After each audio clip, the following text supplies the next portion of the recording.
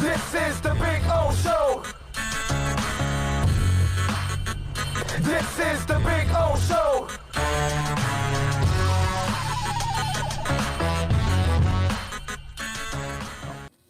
You know, and one of the things that I love about all of this is that some people are like, wait a minute, if they don't get a QB, what the hell was all this about?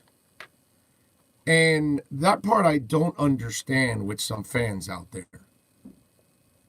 I really don't, because the Dolphins need everything. Of course they need a quarterback. We all know they need a quarterback.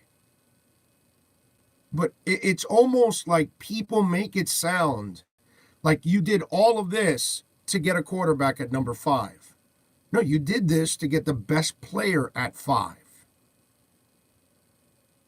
You cannot tie yourself down to an island and say, this is the only road I am going to use. You can't do that.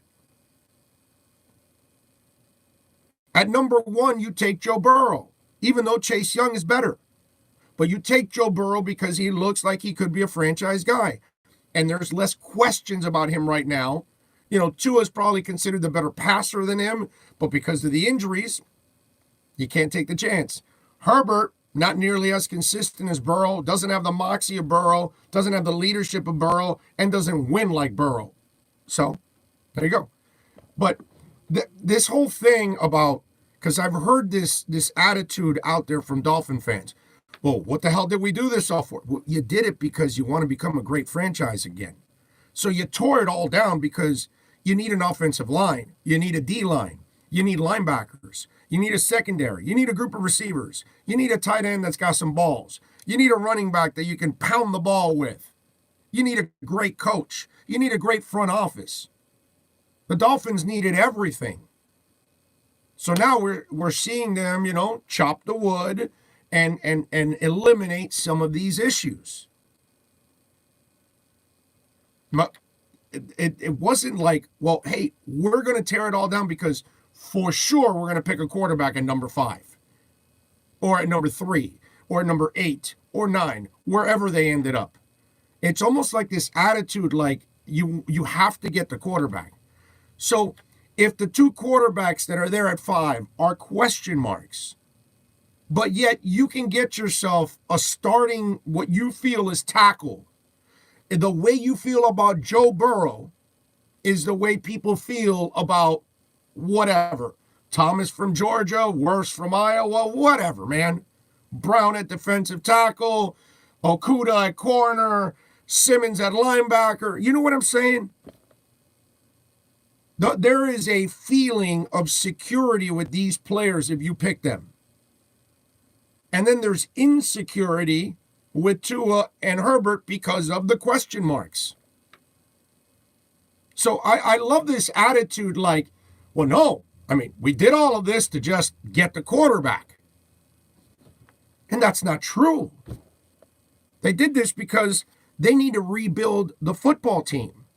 They need to build a good football team. And one of the things that we are, one of the things that we kind of get, bogged down with is we're so jaded about the quarterback.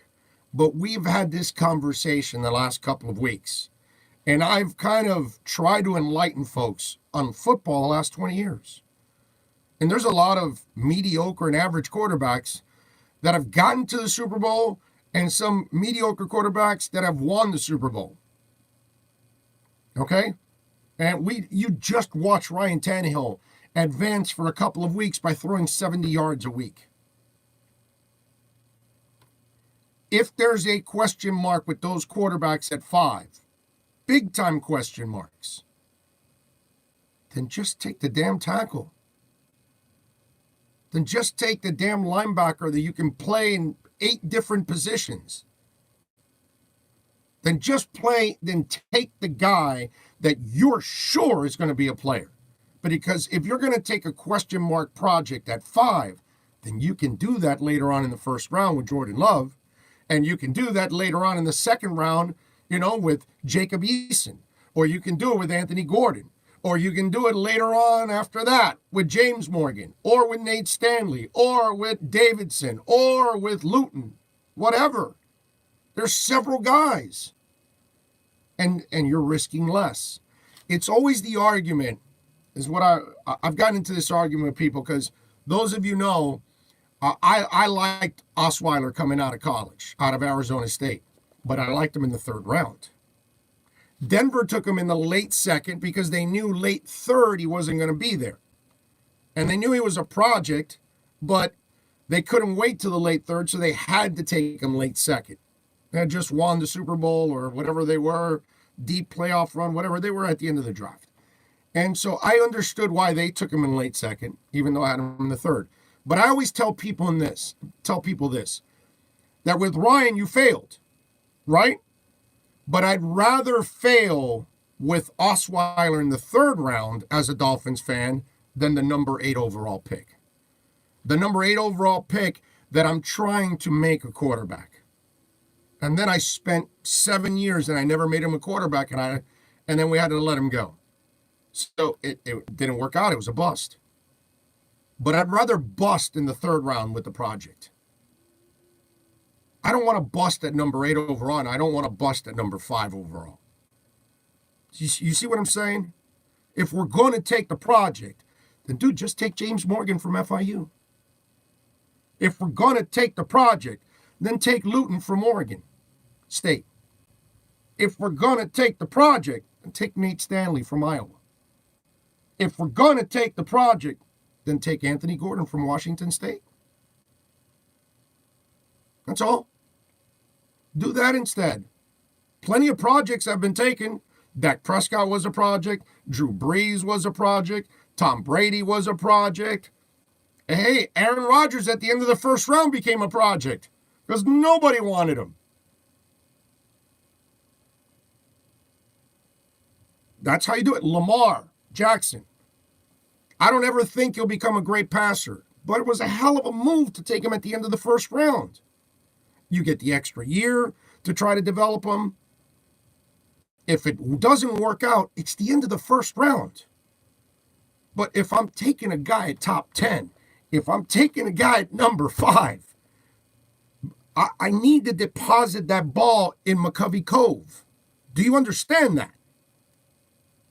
I cannot swing and miss. Catcher with the ball, boom. Powder comes out of the mitt. You're walking to your dugout to go get your glove and go play the other half of the inning because you lost. I can't have that, dude. I got to deposit in McCovey Cove, and I need to round the bases, and I need to touch home plate. I got to do that with number 5. And the same thing now, as much as I love Tua, the passer, I can't trust Tua, the patient. Because that's the problem. He's going to be too much of a patient.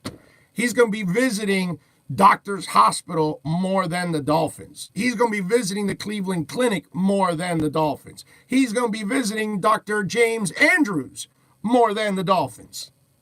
Can't have it. Can't have it. I get it. You take them. I get it. You got 13 more picks. Knock the bitch out of the park.